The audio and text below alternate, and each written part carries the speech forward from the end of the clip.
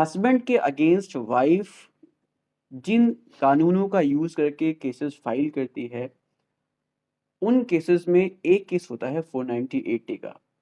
IPC के section 498 ए में दहेज प्रताड़ना को लेकर या क्रुएलिटी को लेकर केस फाइल किया जाता है पति के अगेंस्ट या पति के घर वालों के अगेंस्ट।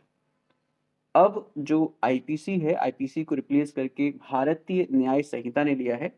इसका सेक्शन 85 और 86 क्रुएलिटी और दहेज प्रताड़ना को ही डिफाइन करता है। सेक्शन 85 स्पेसिफिकली बताता है कि किन सिचुएशंस में वाइफ हस्बैंड के अगेंस्ट क्रुएलिटी को लेकर या दहेज को लेकर अगर उसको प्रताड़ित किया जा रहा है तो वो केस फाइल कर सकती है। पहले यही चीज़ आईपीसी के सेक्शन 498 ए में होता था, लेकिन अब भारतीय न्याय संहिता के सेक्शन 85 और 86 में होता है। 86 जो सेक्शन है वो स्पेसिफिकली बताता है कि कितनी सज़ा मिलेगी, लेकिन क्रुएलिटी क्या है, कब क्रुएलिटी होगी या किस तरह से क्रुएलिटी होती है, क्रुएलिटी की क्या डेफिनेशन है, कब हस्बैंड को या हस्बैंड के रिलेटिव्स को वाइफ क्रुएलिटी के केस में इम्प्लीकेट कर सकती है, ये बेसिकली बताता है सेक्शन 85।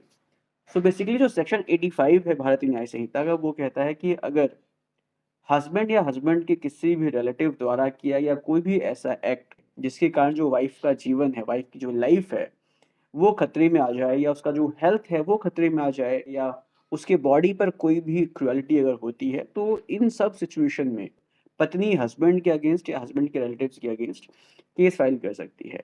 इसके साथ ही साथ अगर हस्बैंड या हस्बैंड के रिलेटिव्स पत्नी को सुसाइड करने के लिए भी उकसाते हैं, तो भी ये जो है क्रुएलिटी की डेफिनेशन में आता है।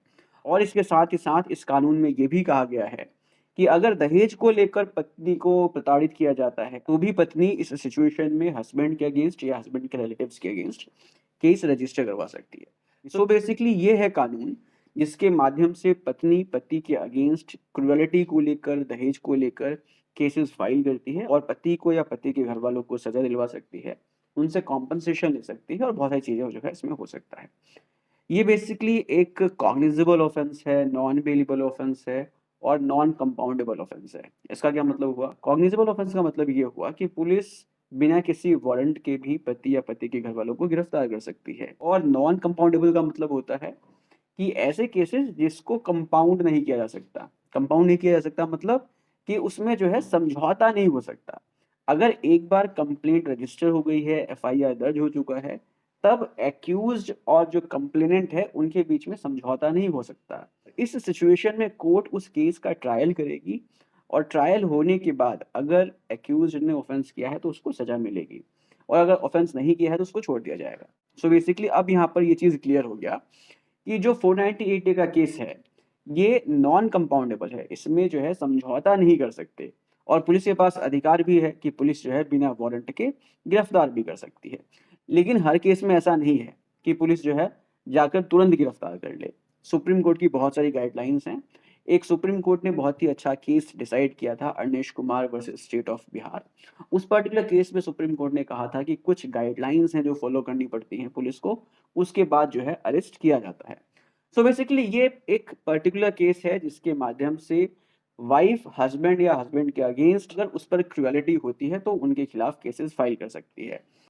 बट ओवर द टाइम ये देखा गया है कि इस पर्टिकुलर कानून का मिसयूज बहुत हुआ है। ऐसा नहीं है कि हर एक केस में ही जो है इसका मिसयूज होता है, लेकिन ज़्यादातर केसेस अब ऐसे सामने आने लगे हैं कि जिसमें वाइफ हस्बैंड को या हस्बैंड के रिलेटिव्स को जो है इन कानूनों का मिसयूज करके फंसाती है और फिर जो है मामला बिगड़ जाता है। इसको लेकर सुप्रीम कोर्ट की बहुत सारी गाइडलाइंस हैं, समय-समय पर जजमेंट्स आती रहती हैं, जिसमें सुप्रीम कोर्ट स्पेसिफिकली कहता है कि भई देखो, जो भी कानून बना है वो पत्नी को क्रुएलिटी से प्रोटेक्ट करने के लिए बना है। अगर हस्बैंड या हस्बैंड के रिलेटिव्स, हस्बैंड के घर वाले पत्नी के ऊपर क्रुएलिटी करते हैं, उसके ऊपर अत्याचार करते हैं, उसको प्रताड़ित करते हैं, दहेज को लेकर या किसी भी दूसरी वजह से, तो इन सभी कानूनों का जो है यूज़ होना चाहिए उनको प्रोटेक्ट करने के लिए, ना कि मिसयूज़ करने के लिए। कुछ ऐसे जजमेंट्स सुप्रीम कोर्ट ने दी हुई हैं, जिसमें सुप्रीम कोर्ट ने कहा है कि अगर 498 ए का कंप्लेंट रजिस्टर होता है,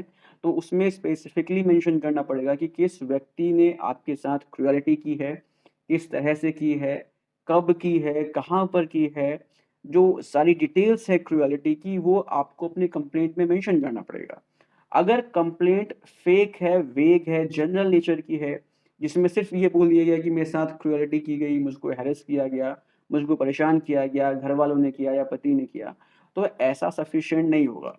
आपको स्पेसिफिकली जिस भी व्यक्ति के खिलाफ, चाहे पति के खिलाफ हो या पति के घरवालों के खिलाफ हो, किसी भी पर्टिकुलर मेंबर के खिलाफ अगर एलिगेशन पत्नी लगाती है, तो उसको स्पेसिफिकली बताना पड़ेगा कि उस व्यक्ति ने उसके साथ कब, कहाँ पर, किस जगह है, किस तरह से क्रुएलिटी की है। कौन-सा ऐसा एक्ट है जो क्रुएलिटी को डिफाइन कर रहा है। सो बेसिकली ये पूरी तरह से जो है पत्नी को क्लियर करना पड़ेगा अपने एलिगेशन में, अपनी कंप्लेंट में, फिर उसके बाद जाकर कहीं एफआईआर को रजिस्टर किया जाएगा। सो बेसिकली अब आपको यहाँ पर समझ में आया होगा कि किस तरह से 498 ए केसेज़ का मिसयूज़ होता है और किस तरह से इससे बचा जा सकता है। सो उम्मीद करता हूँ ये वीडियो इन्फॉर्मेटिव लगी होगी। अगर इन्फॉर्मेटिव लगी है तो शेयर कीजिए। मिलते हैं नेक्स्ट वीडियो में। Take care, bye bye.